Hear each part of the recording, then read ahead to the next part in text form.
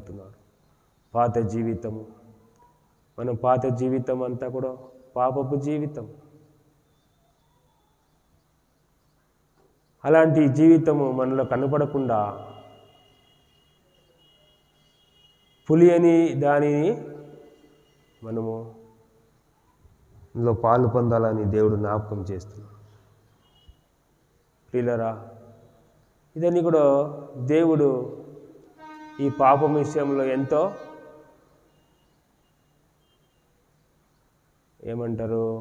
ఎంత ఖచ్చితంగా ఉంటాడు. ఎందుకంటే ఆయన పాపము లేనివాడు, పాపం ఎరగనివాడు. అందుకే లేవ్యకాండంలో 20వ అధ్యాయంలో ఒక మాట చూస్తాము. లేవ్యకాండము 20వ అధ్యాయము 8వ వచనము. Book of Leviticus chapter 20 verse 8. మీ నా కట్టలను ఆచరించి వాటిని అనుసరింపవలెను. నేను మిమ్మను పరిశుద్ధపరిచే యెహోవాను. చాలు ఉదాహరణ. కాబట్టి దేవుడు అంటున్నాడు, నేను మిమ్మును పరిశుద్ధపరచ యెహోవాను. కాబట్టి మన దేవుడు మాత్రమే మనల్ని పరిశుద్ధపరచేవాడు. మన ప్రయత్నం అంతా కూడా వ్యర్థం. ప్రభా నన్ను పరచుమని మనం అడిగినప్పుడు దేవుడు దావీదు ఎలాగా ప్రార్థన చేస్తూ వచ్చినాడు, ఎలా కోరుతూ వచ్చినాడో, నన్ను ఈసోపుతో కడిగి పవిత్రునిగా చేయి ప్రభా అని అడుగుతూ వచ్చినాడు. అప్పుడు దేవుడు దావీదుని పవిత్రుడుగా చేశాడు. దావీదు కూడా ఎన్నో పాపములో పడిపోయిన వాడే. అయితే దేవుడు ఎప్పుడైతే పవిత్రుడుగా చేశాడో దేవుడు ఆయన్ని ఉన్నత స్థలంలో హెచ్చించినాడు. దేవుని మహిమపరుస్తూ వచ్చినాడు. దేవుడు దావీదుతో నిబంధన చేసుకున్నాడు. తరతరాములు ఈ సింహాసనం మీద నీ ఒక వంశము ఉంటారని నిబంధన చేసుకున్నాడు. అలాగా మనం పవిత్రపరచబడినప్పుడు దేవుడు మనతో కూడా నిబంధన చేసుకొని మనకి మిందైన దీవెనలు ఆశీర్వాదాలు కుమ్మరించే దేవుడు. కాబట్టి ప్రియులరా, ఎప్పుడు మనము పవిత్రపరచబడతామంటే దావీదు వలె మనము అడగాల, ప్రభా యూసఫ్తో నన్ను పవిత్రపరచని అడగాల. రెండోదిగా ఆయనని కట్టడలను కైగొనదు ఆచరించడం ద్వారా మనము పవిత్రపరచబడతాము.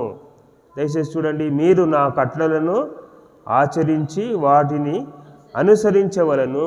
కాబట్టి ఇది ఆయన కట్టడలని ఆచరించడం ద్వారా మనము పవిత్రపరచబడతాం, పరిశుద్ధపరచబడతాము. ప్రియులరా, ఎన్నోసారి ఆయన మాట వినకుండా, ఆయన ఆజ్ఞకి లోపడకుండా మనం జీవిస్తూ వచ్చినాం. అప్పుడు మనం ఎలాగ పవిత్రపరచబడగలుగుతాము? ఒకసారి ఆలోచించుకుంటే ఆజ్ఞలని ఎంతో శ్రద్ధగా పాటించాల్సిన ఉంది. ప్రతిరోజు ఆయన వాక్యాన్ని చదవాలా, ఆయన వాక్యాన్ని నేర్చుకోవాలా. ఆయన వాక్యాన్ని నేర్చుకున్న వాళ్ళు, చదివిన వాళ్ళు అంతా కూడా పవిత్రంగా జీవించగలుగుతారు. ఉన్నత స్థలంలో ఉన్నతమైన దీవెనలు ఆశీర్వాదం పొందగలుగుతారు. అందుకే దావీదు ఒక చక్కని మాట అంటాడు. దయచేసి చూడండి, 119వ కీర్తన 119.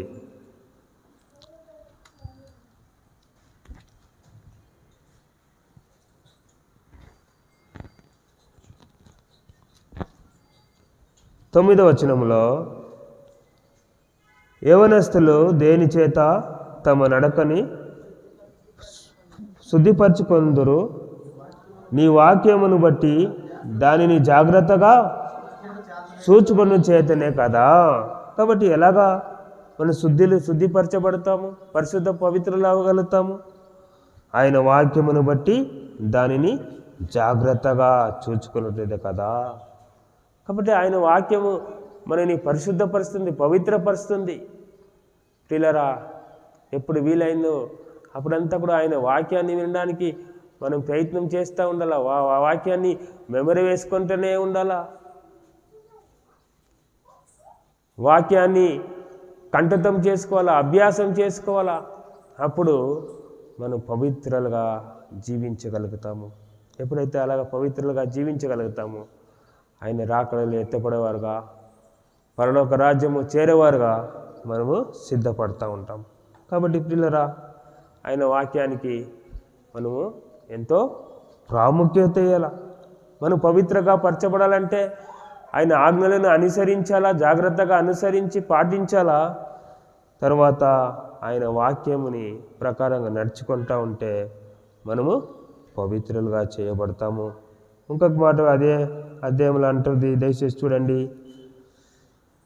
101వ వచనం, 119 కీర్తన 101.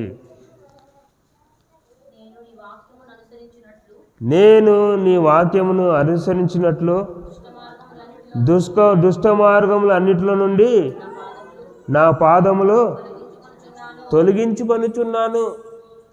కాబట్టి ఆయన ఆజ్ఞలను మనము పాటించాలంటే మనము ఏం చేయాలంట? దుష్ట మార్గముల నుండి నా పాదములు తొలగించుకొనుచున్నాను. కాబట్టి దుష్ట మార్గములను నుంచి మన పాదములని తొలగించుకున్నప్పుడే ఆయన వాక్యాన్ని మనము ఏం చేస్తామంట? పాటిస్తూ ఉంటాము. ఆయన వాక్యం మీద ఆశ కలుగుతుంది. ఆయన వాక్యం అంటే ఆకలి దప్పియగలుగుతూ ఉంటుంది. మన దుష్ట మార్గంలో ఉంటే మనం ఆయన వాక్యం మీద ఇష్టం కలగదు. ఆయన వాక్యం అంటే అశ్రద్ధ చూపిస్తాము. వాక్యం చదవాలంటే ఎంతో బాధగా ఉంటుంది. వాక్యం చదవడానికి సమయం ఉండదు. వాక్యం ప్రకారంగా నడుచుకోవడానికి ఇష్టం ఉండదు. కారణం ఏంటంటే మన పాదములు దుష్ట మార్గంలో ఉంది, మన పాదములు లోకంలో ఉంది, మన పాదము పాపమానుసారంగా నడుస్తూ ఉంది. అందుకే యెషయా 59లో అంటాడు, నీ పాదములు పాపము చేయడానికి పరిగెత్తుతుందా అంట. ఆ మాట ఒకసారి చూస్తామా? చూసుకొని బలలో పాల్పొందాము. యెషయా 59లో 2వ వచనము, 59:2 కాదు, కింద వారి కాళ్ళు పాపము చేయ పరిగెత్తుచున్నదంట. అయితే దావీదేమంటాడు? నేను నా పాదములను దుష్ట మార్గముల నుంచి దానిని తొలగించుకొనుచున్నాను.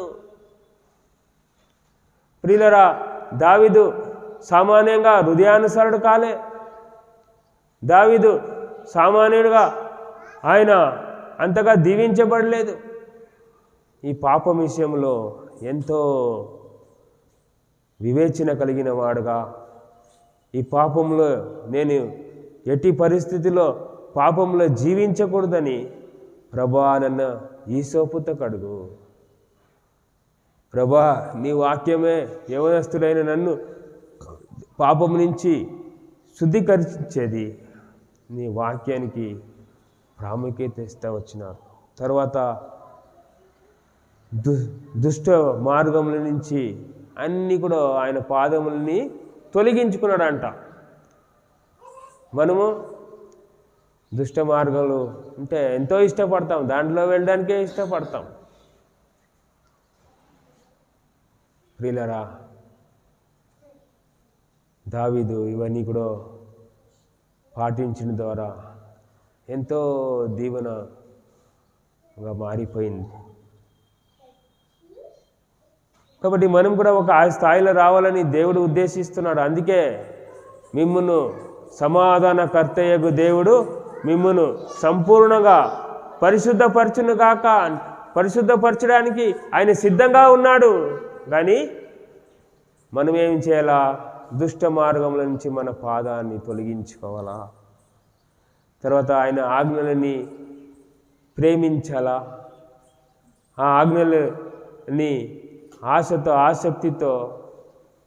ఆసక్తి కలిగి దాన్ని మనం పాటించేవారుగా ఉండాలి. అప్పుడు మనము పరిశుద్ధపరచబడతాము. ప్రియులరా, ఎప్పుడైతే పరిశుద్ధపరచబడతామో అప్పుడే ఆయన శరీరంలో, ఆయన రక్తంలో మనము పాలు పొందే అరుగులు అన్నమాట. అందుకే దేవుడు సిద్ధంగా ఉన్నాడు. ప్రభువా నన్ను క్షమించు అంటే వెంటనే క్షమిస్తాడు.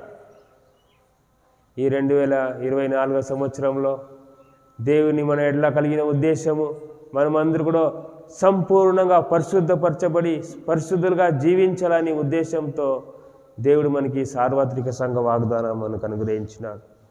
కాబట్టి ప్రియులరా, మనము ఒక నిమిషం పరీక్షించుకుంటాము. ప్రభా, ఎక్కడైనా ఇంకా నేను సంపూర్ణంగా పవిత్రపరచబడలేకపోతే నన్ను ఈ సోపుతో కడుగు, నీ రక్తం ద్వారా కడిగి పరిశుద్ధపరిచి ప్రభా అని పరిశుద్ధపరచబడుకొని ఈ బలలో మనము పాలు పొందుతాం. ఒక నిమిషము మనం మౌనంగా మనం పరీక్షించుకుంటాం.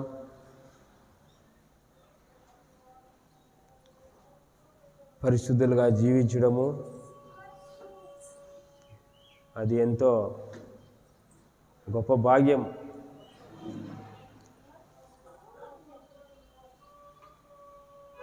పరిశుద్ధులుగా జీవించేవారే ఆ పరలోక రాజ్యానికి వారసులు, అర్హులు అవుతారు. కాబట్టి దేవుడు మిమ్మల్ని పరిశుద్ధపరుస్తానని సెలవిస్తున్నాడు. కాబట్టి ఈ సమయాన్ని సద్వినియోగం చేసుకుంటాం. మన కృపకాలంలో ఉన్నాము. మాటికి ఆయన సన్నిధిలో వచ్చి మనము అడిగినప్పుడు మన ప్రార్థన ఆలగించి మన పవిత్రులుగా చేస్తాడు. ఒకవేళ కృపకాలము లేకపోతే ఎంత అడిగినా కూడా మనం పవిత్రులుగా చేయబడలేము. ఇదే కృపకాలం బట్టి మన దేవుడి సన్నిధిలో మనం పరీక్షించుకొని పవిత్రులుగా జీవించి ఆయన ఆశీర్వాదాన్ని, ఆయన అనుగ్రహించే పరలోక రాజ్యాన్ని మనం పొందుకుంటాం. ఒక నిమిషం మౌనంగా ఉండి మనం పరీక్షించుకుంటాం.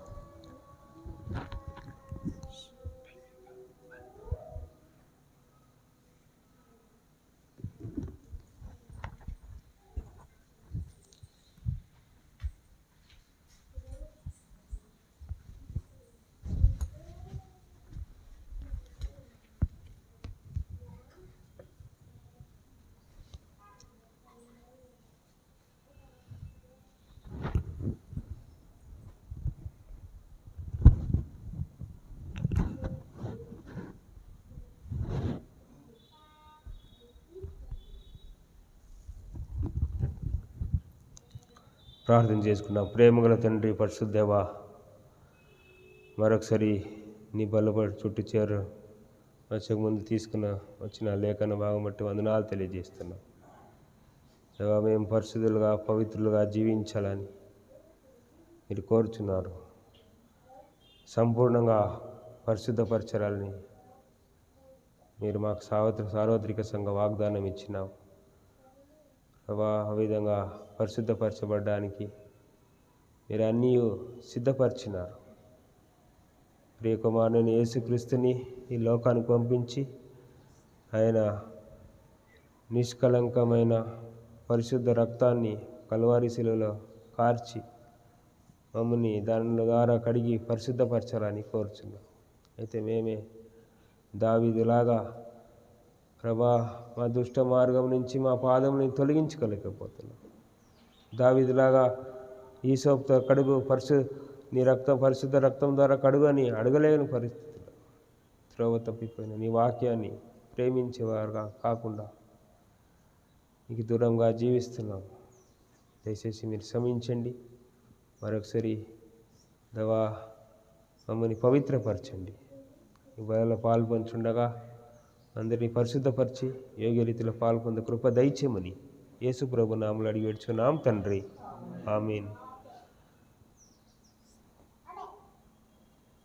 తాను అప్పగించబడిన రాత్రి ఒక రొట్టెని ఎత్తుకొని కృతజ్ఞతాస్తుతి చెల్లించి, ఇది మీ కొరకు విరువబడిన నా శరీరము, దీనిలో పాలు పొందబడాలని నన్ను జ్ఞాపకం చేసుకునడిని సెలవిచ్చాను.